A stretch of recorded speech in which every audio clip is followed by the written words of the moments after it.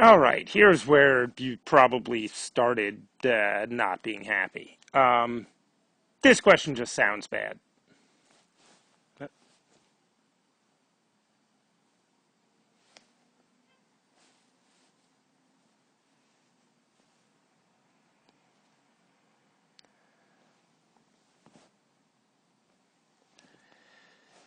All right, there's a good chance that this is where things started going a little awry.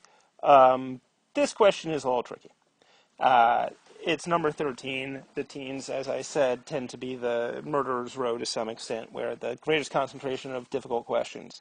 Um, and as often the case with these, what's difficult about this one is, and by these I mean sufficient assumption questions, questions that deal with math in some way, is not that the concept behind them is particularly sophisticated, but you do just have to slow down enough to be able to do it without panicking and to know that you have enough time to sort of visualize it or draw yourself a little picture or make a little rudimentary diagram or whatever scaffolding helps you think it through. So this might be a question you could skip at this point. If you just look at it and you're like, no, sir, I don't like that, it would be understandable if you came back to it. However, it turns out that if you do give it a chance, you can do pretty good on the old process elimination without necessarily even quite understanding what's going on in particular, as long as you understand, in general, what is being talked about. So, here we have, as I said, a sufficient assumption question. The conclusion of the argument follows logically if which one of the following is assumed. So standard aluminum soft drink cans do not vary in the amount of aluminum that they contain. Okay, so we're already in abstract land because, of course, in the real world, they do vary to some extent, some molecule here or there. But this is basically a mathematical equation, and we're taking the canned amount of aluminum out of it. 50% of the aluminum contained in a certain group, M, of standard cans was recycled from another group, L, of used standard cans. Okay, so there's L, and it led to at least some of them, right? It led to 50% of M being from that. And then there's another 50% of them that there are mysterious sources of, I guess. And those, of course, will combine to be M. This seems far more elaborate than anything you need to do. Just trying to, spell it out as much as possible. Since all the cans in L were recycled into cans in M, so that was it for L. There's no other L's there.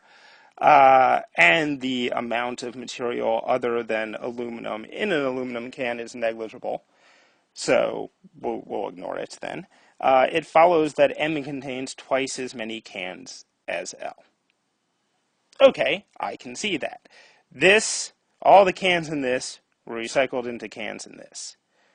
So there's no other L's roaming around there. And that made up half of the ultimate M. The other half, again, from mysterious sources that we're not going to worry about.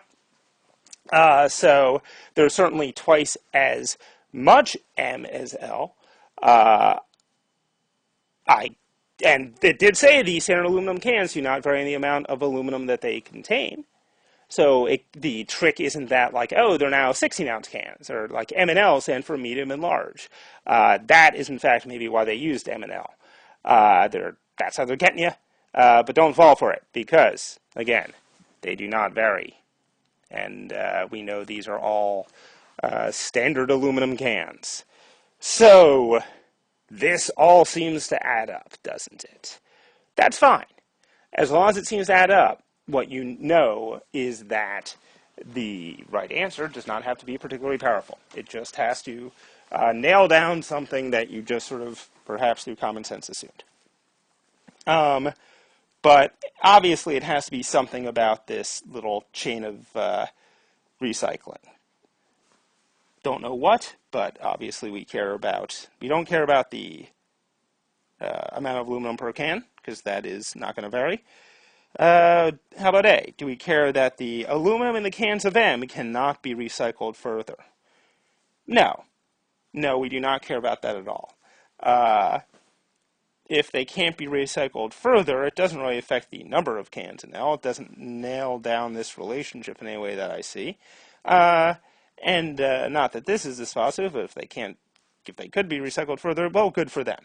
Um, Okay. B, recycled aluminum is of poor quality. Now, here's my point, is again, let's say you didn't figure out any of this at all. Let's say, you know, you didn't know which way maybe the arrows were pointing that way for all you knew. You have no idea. All you know is that, okay, there's a bunch of words here, and they're talking about percents, and hold me. That's okay. You could probably you might not totally be certain of knocking out A because there could be something about, oh, if these cans are recycled again, then they come L's again, like, no, but maybe you didn't understand that.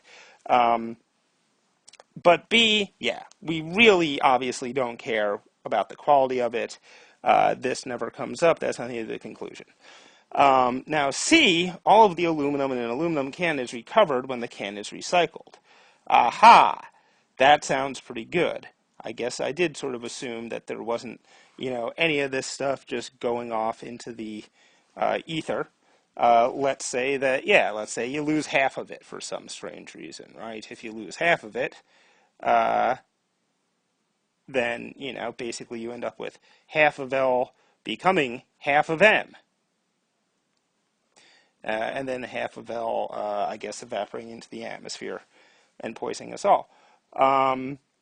Did you know aluminum used to be, I think, more expensive than platinum?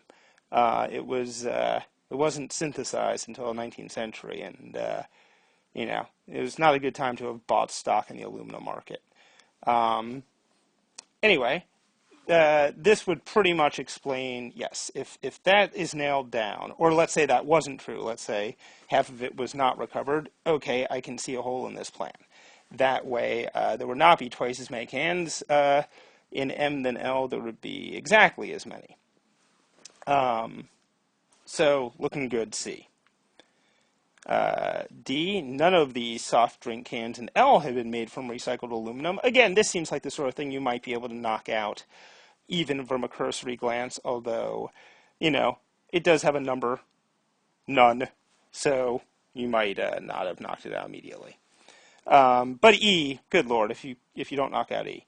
Aluminum soft drink cans are more easily recycled than are soft drink cans made from other materials. Yes, the phrase more easily recycled basically means we don't care.